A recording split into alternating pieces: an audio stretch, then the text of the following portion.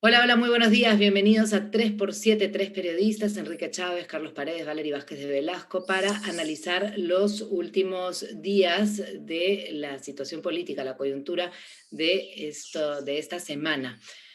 Comenzamos de inmediato con el tema de Antauro Humala, ¿no? Ayer en la noche se dio esta noticia, se conoció que había un equipo técnico del INPE que había analizado finalmente la posibilidad de que Antauro Humala salga en libertad.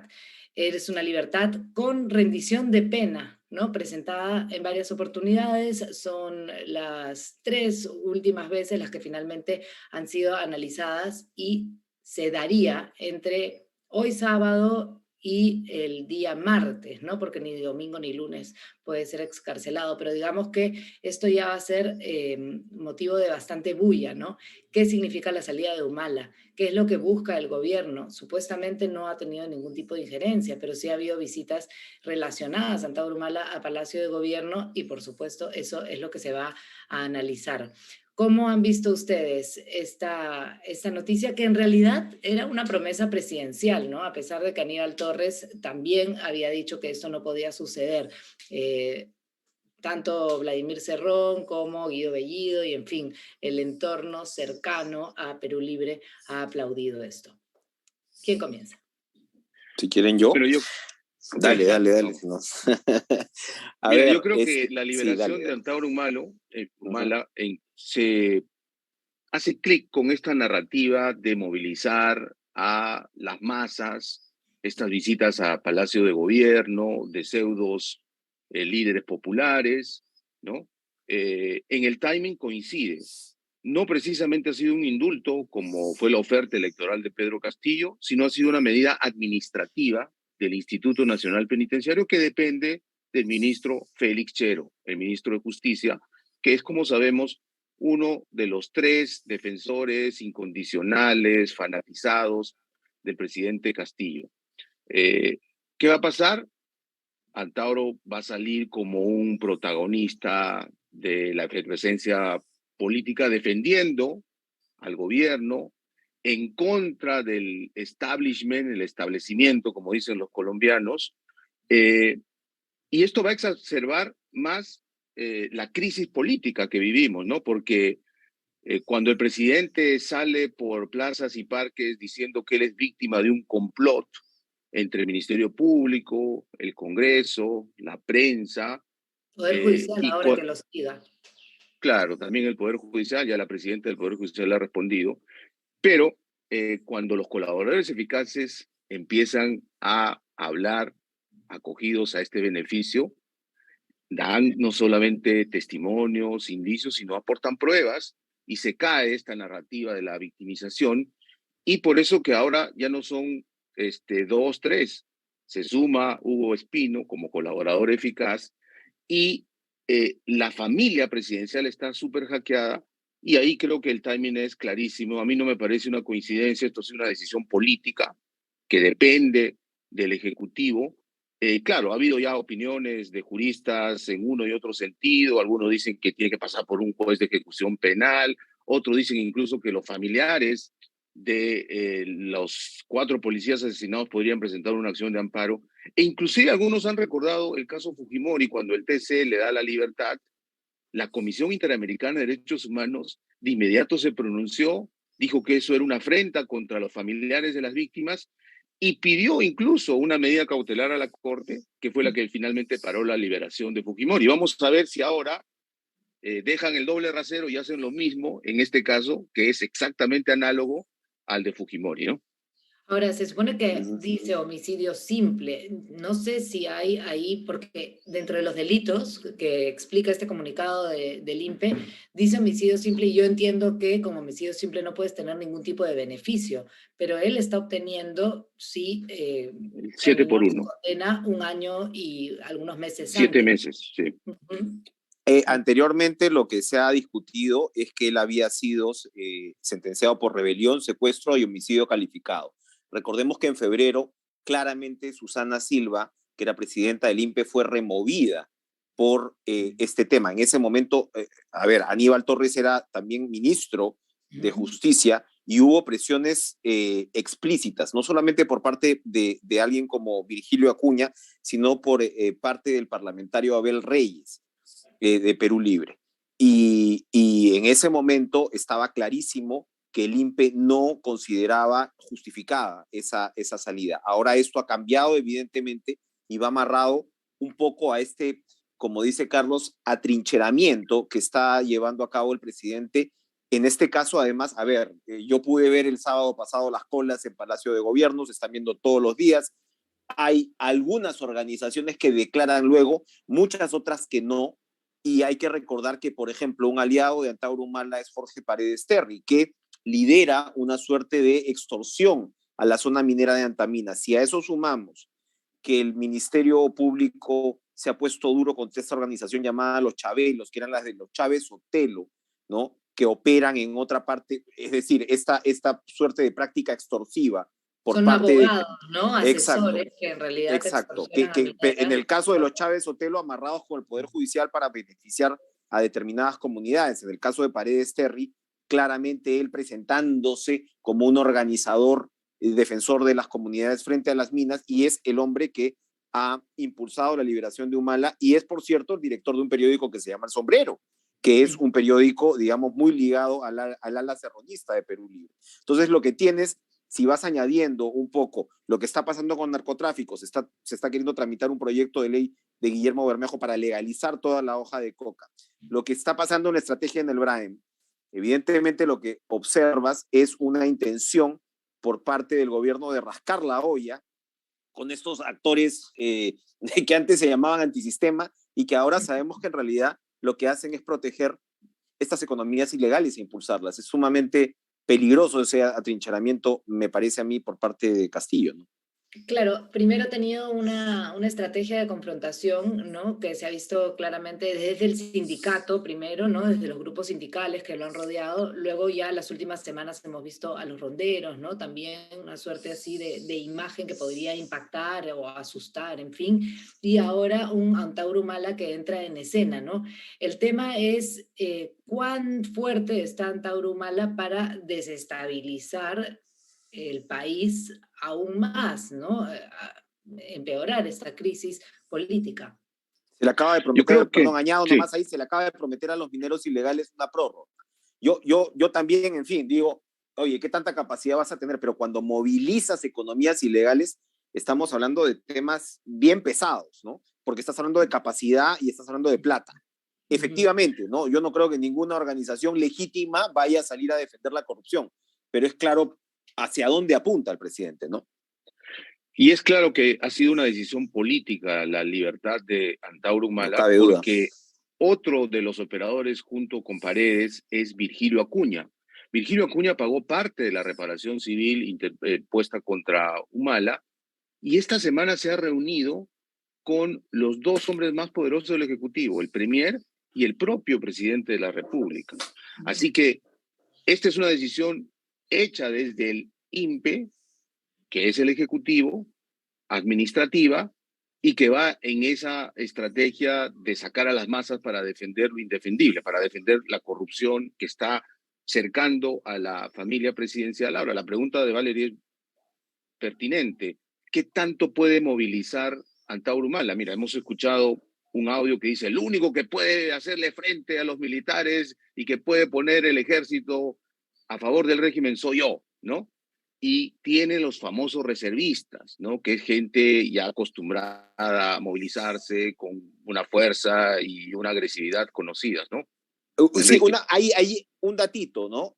Si se concreta la designación de Cabrera del Pino como ministro de Defensa, porque lo que se ha dicho es que la salida de Gavidia, más allá de las acusaciones, tiene que ver con esta mala relación con buena parte del alto mando militar. Cabrera del Pino es un antaurista, ¿no? Entonces, claro, más allá de los problemas de la hija y de, en fin, la escena que protagonizó el señor ayer, en realidad, si se concreta esto, ¿no? Pues claramente vemos que la influencia en la policía es muy grande y según otros actores como Roberto Quiabra, él señala que al ejército no lo habían tomado, efectivamente.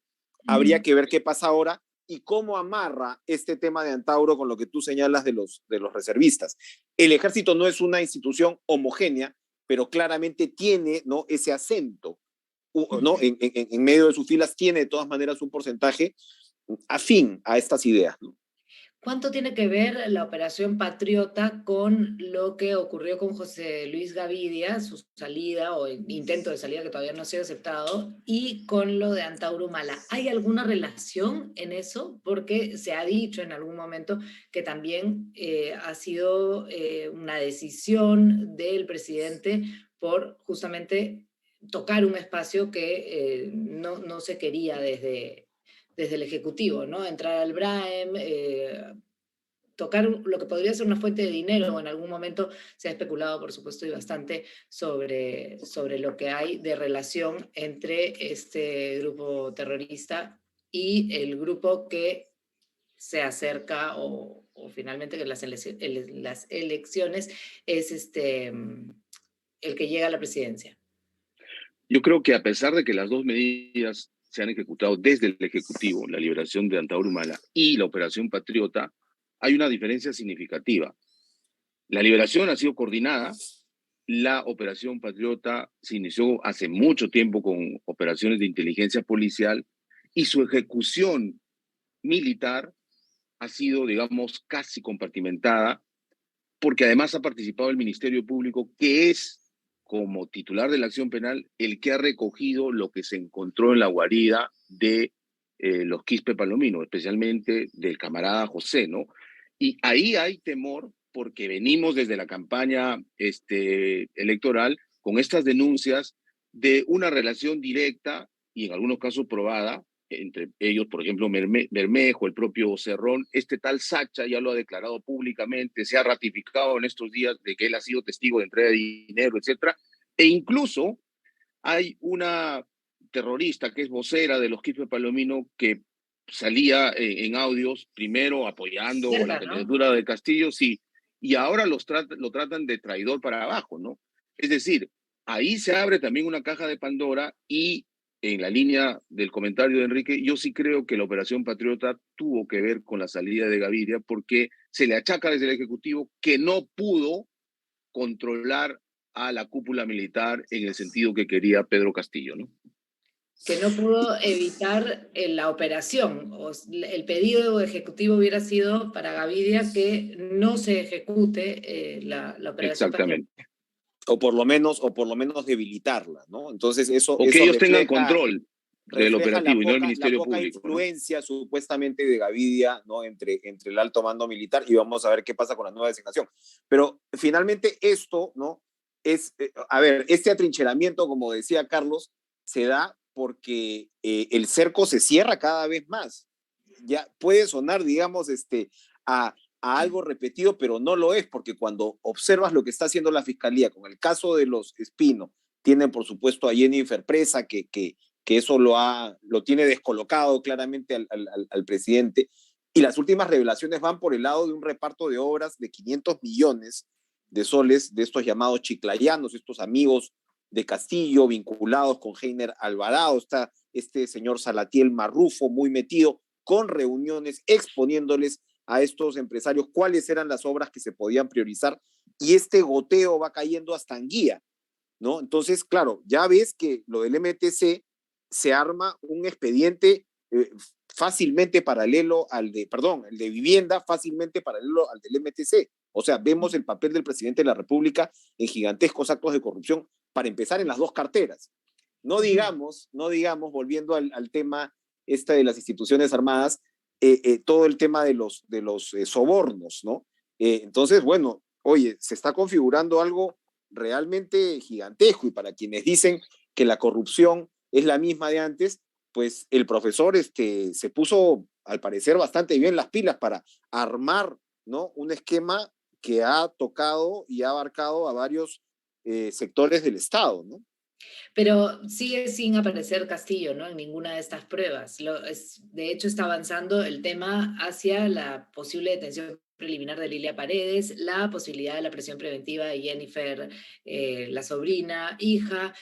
la posibilidad, bueno, las 18 llamadas con Silva y la posibilidad o hasta un punto la necesidad de que Silva se entregue, ¿no? Porque Silva sí va a ser una pieza clave dentro de estas denuncias o verdades que puedan aparecer sobre la mafia en el MTC.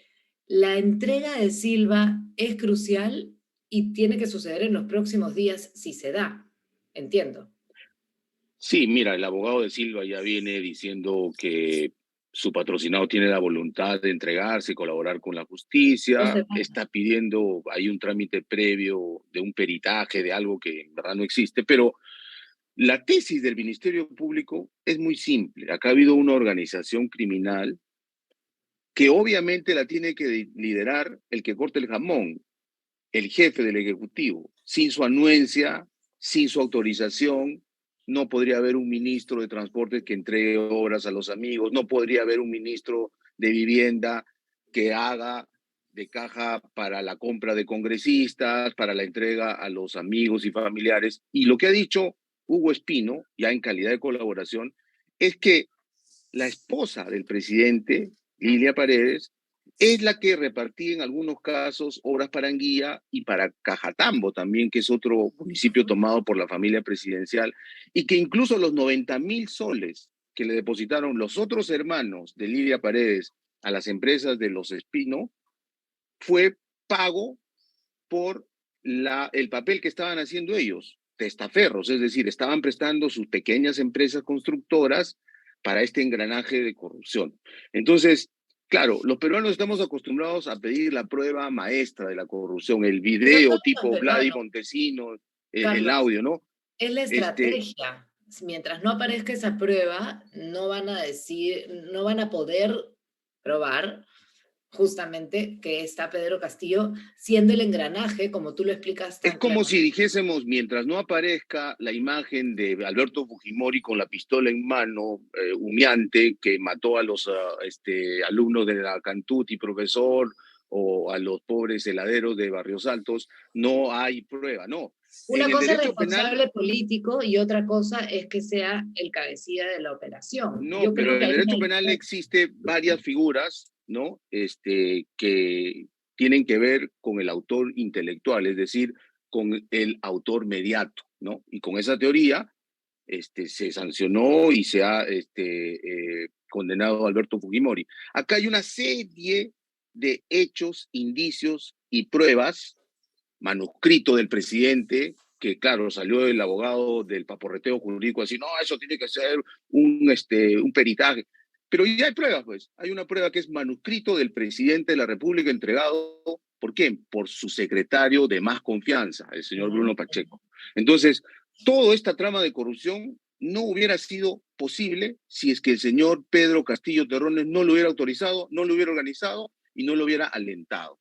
Entonces, él es, en teoría del Ministerio Público, el jefe de esta organización criminal que ha tomado el Estado para repartírselo como un botín desde el día cero antes de que se ciña la banda presidencial. Lo cual en todo caso es distinto Sí, al tema Vizcarra, ¿no?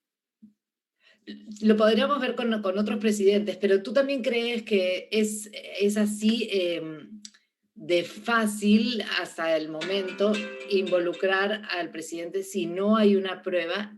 Yo te digo, autor político y responsable político, sin duda, porque tampoco se le puede pasar las palomas y es lo mismo que le pasa a Alberto Fujimori. Pero luego, ¿cómo haces que en realidad sea él el que engrana todo esto? La evidencia que se acumula, mira. A ver, ahorita te pasa con el Ministerio de Relaciones Exteriores. Tienes un presidente al que no le importa o no entiende sencillamente pasar, por ejemplo, de diplomáticos que defienden Escazú a un ministro de Relaciones Exteriores que no, sencillamente no le interesa Escazú. Escazú, que obvio, protege a los defensores ambientales, hablando de las economías ilegales. Y tienes un presidente que no se da cuenta que en su propio gobierno, ¿no? Se restablecen las relaciones con la República Saharaui y luego viene el nuevo ministro y dice, no, a mí no me gusta eso. Entonces, una ignorancia total. Y Y además en probablemente contra del eso movimiento de la izquierda, porque Petro, por ejemplo, sí ha restablecido las es conexiones con Sahara.